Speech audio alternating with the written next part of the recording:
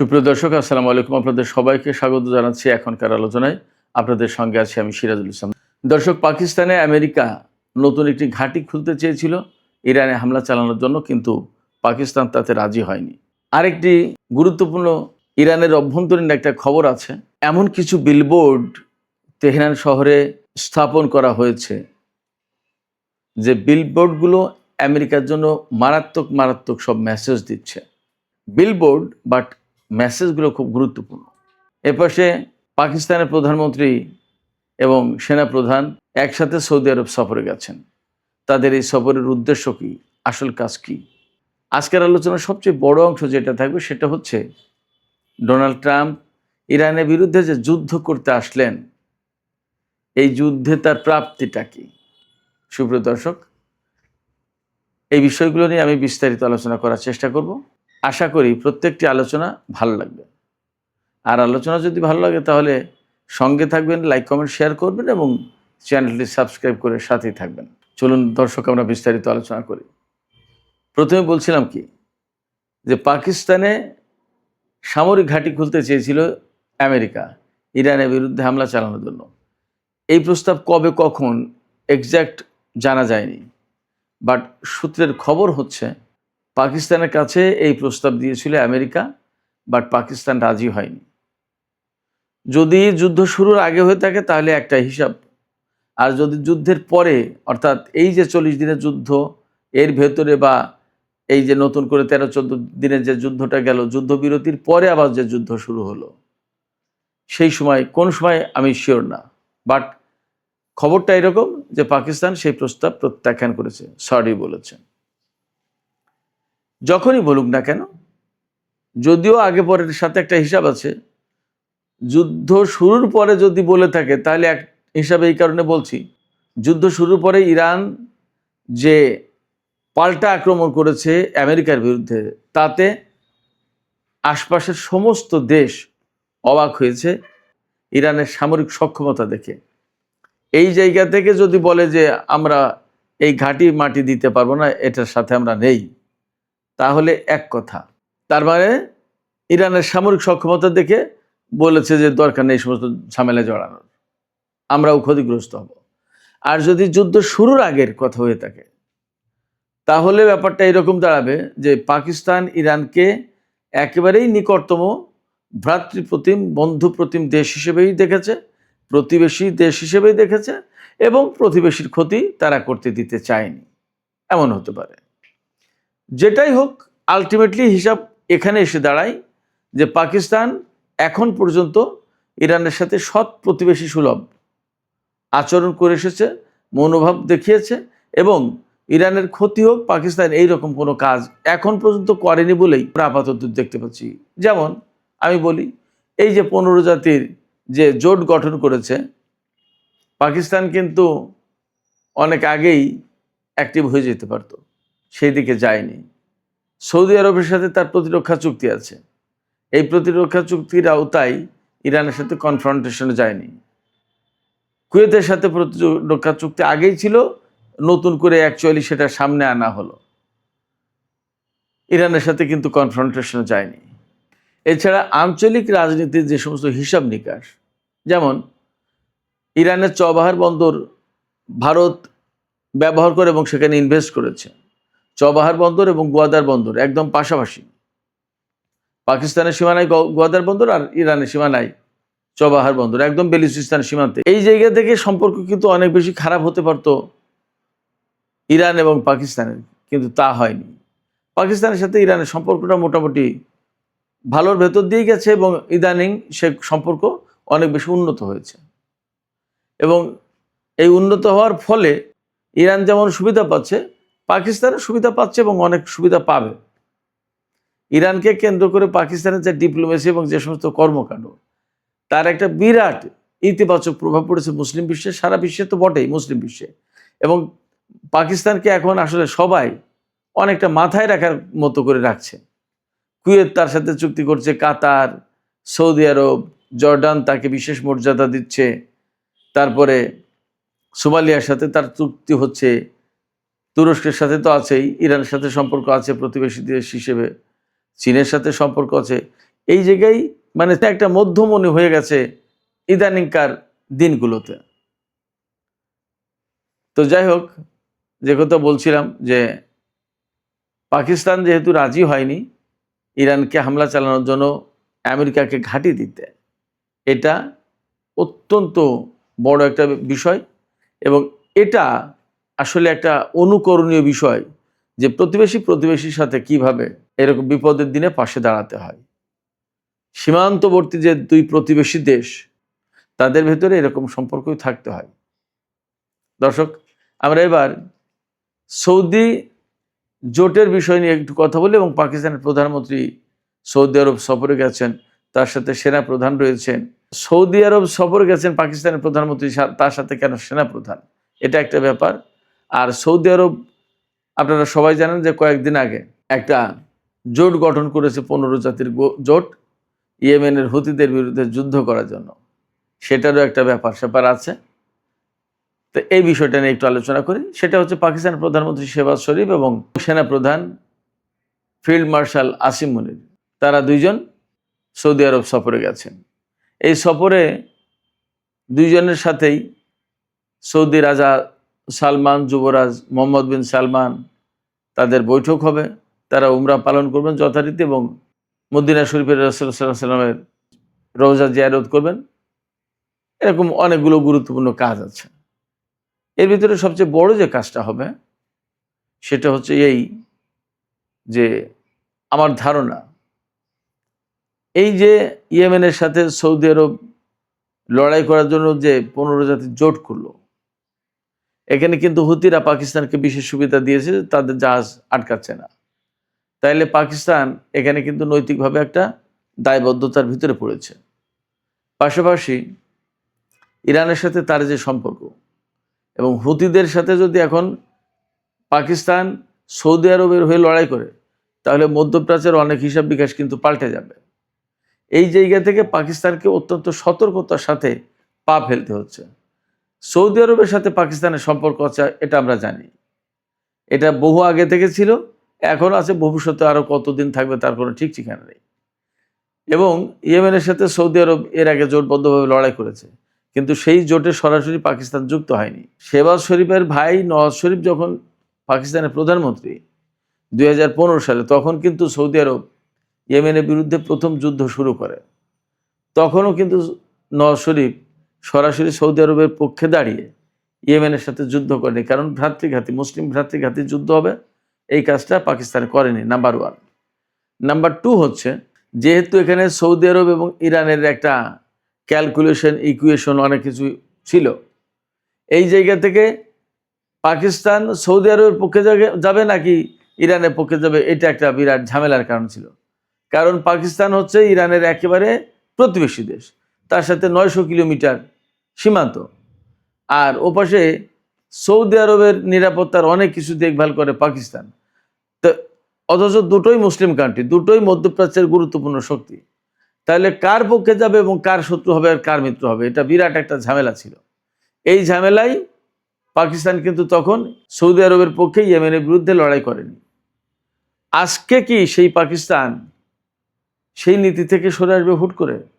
এবং এখন তো পরিস্থিতি আরও ক্রিটিক্যাল, কারণ মধ্যপ্রাচ্যে আসলে আমেরিকার অবস্থান থাকবে কিনা, ইরানের ভবিষ্যৎটা কি হবে, এবং মধ্যপ্রাচ্যে যে বিরাট একটা চেঞ্জ হচ্ছে, এই চেঞ্জটার শেপটা কি হবে, অনেক কিছু নির্ভর করছে পাকিস্তানের সাথে, অনেক কিছুর সাথে পাকিস্তান জড়িত। আবার হরমুজ প্রণালী যে ইরান আটকে দিয়েছে, এবং ইরান বলছে কি যে এই হরমুজ প্রণালী মালিকানা আমাদের এবং ওমানের, এই যে মালিকানা অর্থাৎ সার্বভৌমত্ব দাবি করা, এই সার্বভৌমত্ব দাবি করার পক্ষে সমর্থন দিয়েছে কিন্তু চীন। ইরানের এই দাবির প্রতি চীনের এই সমর্থন, এটা খুবই গুরুত্বপূর্ণ। অর্থাৎ আমেরিকা যে অবস্থান নিয়েছে তার জাস্ট বিপরীত। এবং মধ্যপ্রাচ্যের চীনের যে বিরাট স্বার্থ, সেটা ইরানের মধ্য দিয়েই আদায় হবে। তাহলে চীনের বিরুদ্ধে কি পাকিস্তান চলে যাবে? এটা এক বিরাট প্রশ্ন। এই জায়গায় আমার কাছে মনে হয় সৌদি আরব জোট করেছে, ঠিক আছে, জোটের কার্যকারিতা কি হবে না হবে সেটা একটা প্রশ্ন। পাকিস্তানের প্রধানমন্ত্রী এবং সেনা প্রধান সম্ভবত সৌদি রাজা সালমান এবং তার ছেলে মোহাম্মদ বিন সালমান।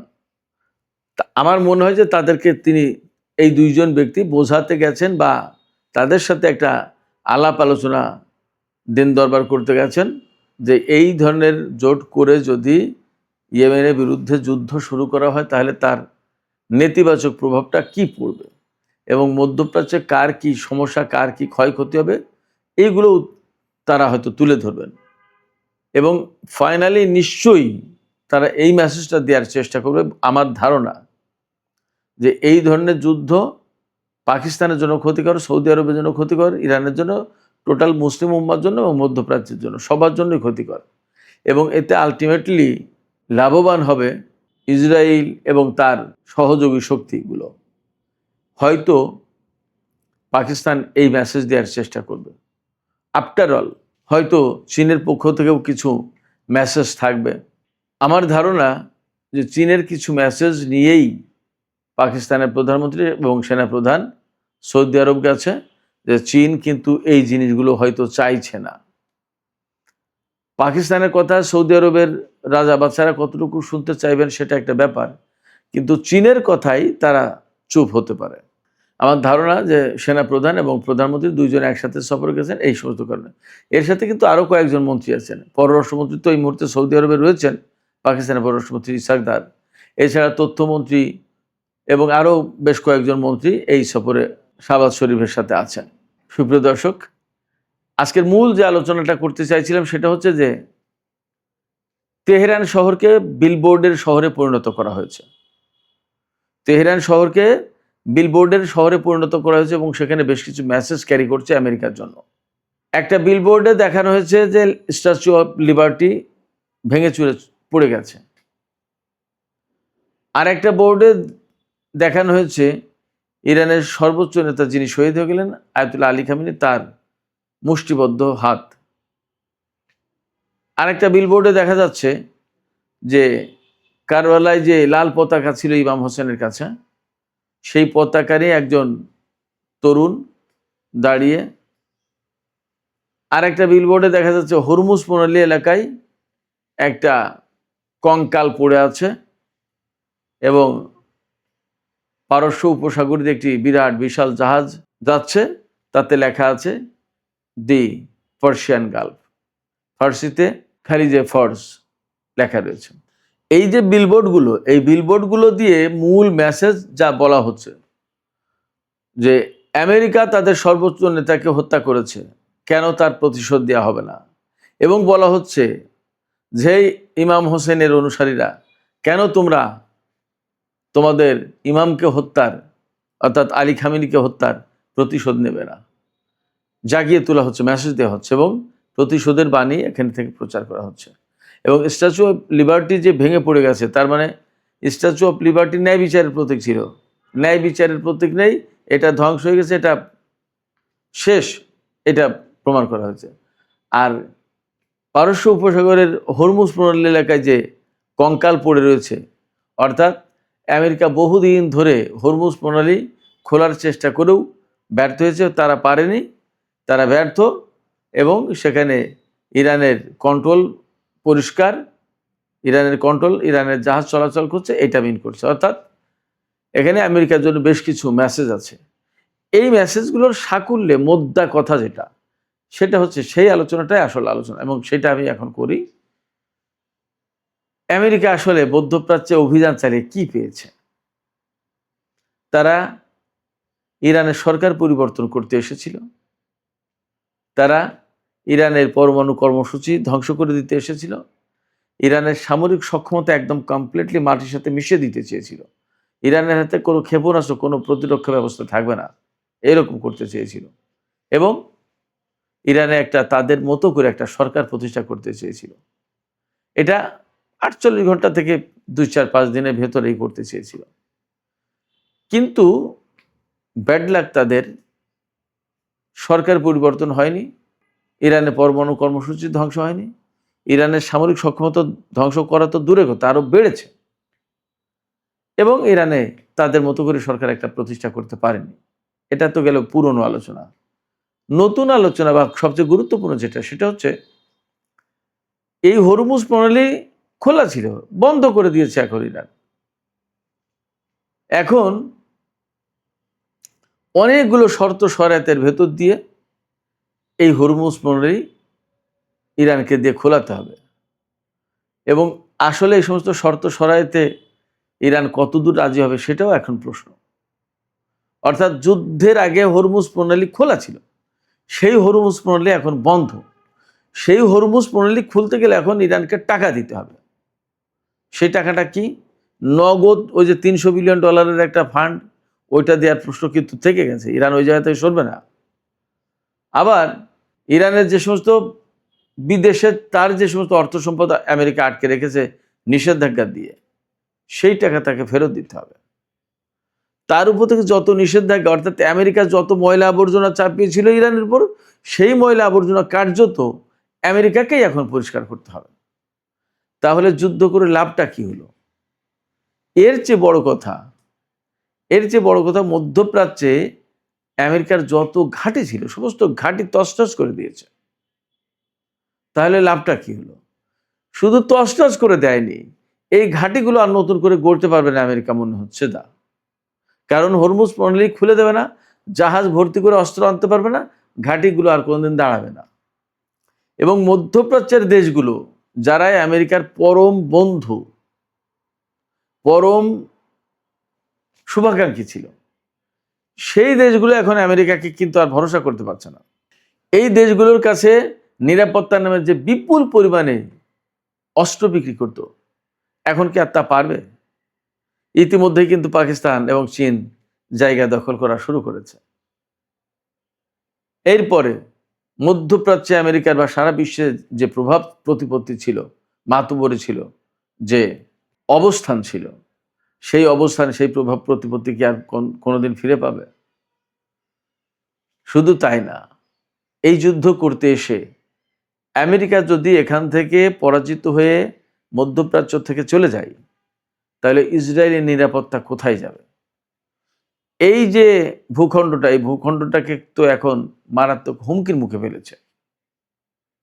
সম্ভবত ইরানের সাথে যুদ্ধ করতে এসে মধ্যপ্রাচ্যের দেশগুলোকে এখন একটা সুতোয় বেঁধে দেওয়ার ব্যবস্থা করলো, অর্থাৎ খানিকটা ঐক্যবদ্ধ হওয়ার ব্যবস্থা করে দিল সম্ভবত আমেরিকা। তাহলে কি দাঁড়াচ্ছে?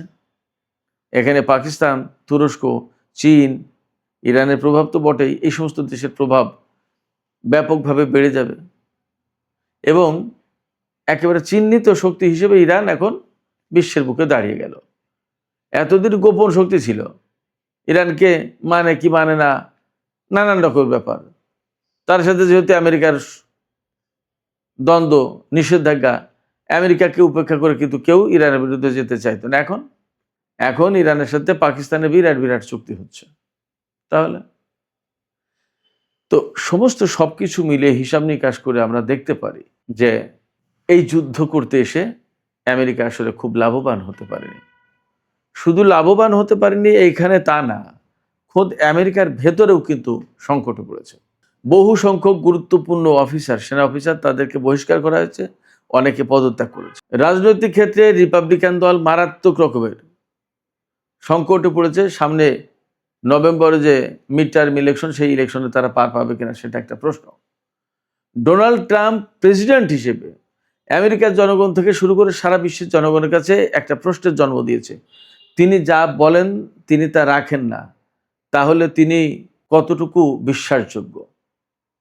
তার সাথে কোনো চুক্তি করলে সেটা কি অক্ষত রাখবেন তিনি? সেই প্রশ্ন কিন্তু সবার আগে এখন উঠে আসছে। তার সাথে চুক্তি করতে গেলে সবাই কিন্তু 2 বারের জায়গায় 10 বার ভাবছে।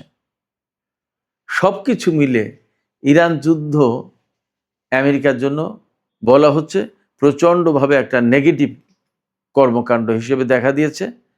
এ থেকে পজিটিভ কোনো রিটার্ন আমেরিকার জন্য থাকবে না।